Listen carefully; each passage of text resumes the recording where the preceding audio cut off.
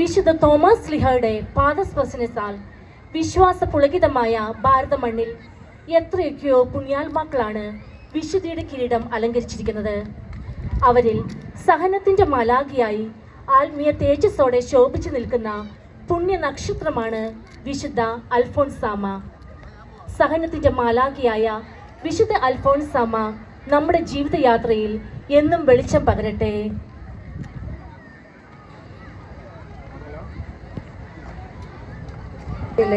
മുരിക്കൻ തറവാട്ടിൽ 1910 ഓഗസ്റ്റ് 19 ജനിച്ചു.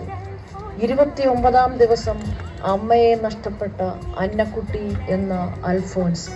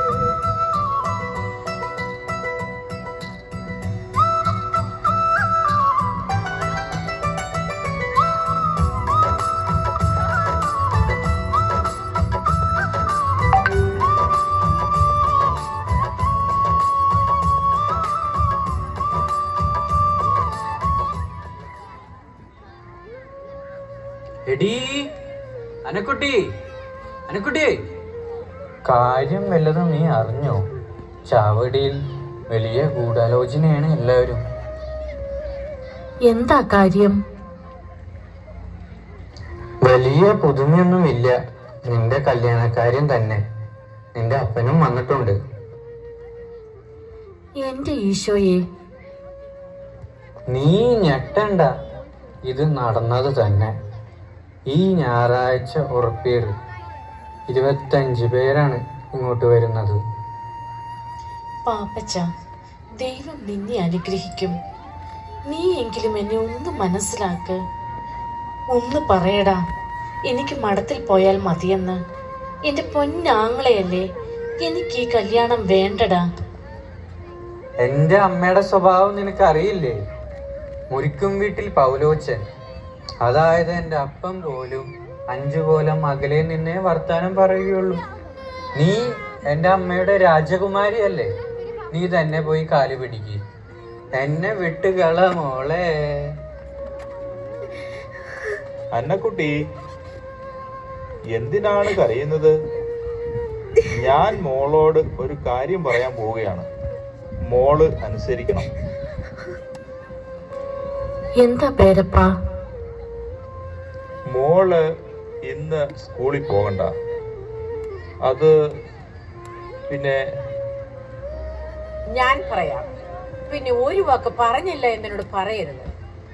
നിന്റെ അപ്പനെ അറിയിക്കാൻ ആളയച്ചിട്ടുണ്ട്. അടുത്ത ആഴ്ച മനസ്സമ്മതം, 2 ആഴ്ചയ്ക്കുള്ളിൽ കല്യാണം. കരച്ചിലോ പിഴിച്ചിലോ ഒന്നും പാടില്ല. ശബ്ദം കേട്ടുപോകരുത്. അത്രയ്ക്ക് കടുപ്പിച്ച് പറയണേ. ഒരു കുഴപ്പവുമില്ല. കുറെ നാളായി ഞാൻ അവളുടെ കാല് പിടിക്കുന്നു. നിങ്ങൾക്കറിയില്ലേ അവൾ എൻ്റെ എല്ലാമാണെന്ന്. കുറേയേറെ കൊഞ്ചിച്ചു. എൻ്റെ മോൾക്ക് നല്ലതേ വരൂ. അന്നക്കുട്ടിയുടെ ജീവിതത്തിലെ ഏറ്റവും പരീക്ഷണം നിറഞ്ഞ ദിവസമായിരുന്നു അത്. ഒരു നിത്യകന്യകയായി യേശുവിനു വേണ്ടി ഒരു സമർപ്പിത ജീവിതം. കുഞ്ഞുനാളിലെയുള്ള ആഗ്രഹം ഇതാ തച്ചുടയാൻ പോകുന്നു. എങ്ങനെയെങ്കിലും ഈ കല്യാണാലോചന മുടങ്ങണം. പതിര് കത്തിയെരിയുന്ന ചാരക്കുഴിയിലെ തീയിൽ കാല് കുറച്ചു പൊള്ളിച്ചാൽ ഈ ആലോചന മുടങ്ങും. കുറച്ചു വേദന സഹിച്ചാലും എന്റെ യേശുവിനു വേണ്ടി ജീവിക്കാൻ തനിക്ക് സാധിക്കും. ഇതിനേക്കാൾ എത്രയോ പേരുടെ വേദനയാണ് യേശുനാഥൻ കാൽവരി കുരിശിൽ എനിക്ക് വേണ്ടി സഹിച്ചത്. അതിന്റെ ചെറിയ ഒരംശം ഞാനും സഹിക്കണം. കാലിലെ ഒരു വിരൽ പൊള്ളിക്കുവാൻ സഹനത്തിന്റെ തീച്ചൂളയിലേക്ക് സ്വയം അവൾ കാലുകൾ നീട്ടി.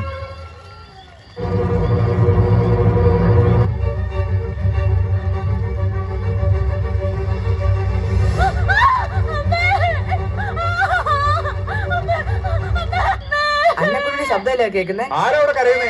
നിനക്ക് അന്നക്കുട്ടിയെ, അന്നക്കുട്ടി, നീ എവിടെ അന്നക്കുട്ടി? നിനക്ക് എന്ത് പറ്റി അന്നക്കുട്ടിയെ? പുറകെ കാണാൻ ശബ്ദം. അന്നക്കുട്ടി, നീ എവിടെയാ? അന്നക്കുട്ടിയെ, ഇത് ഇവിടെ.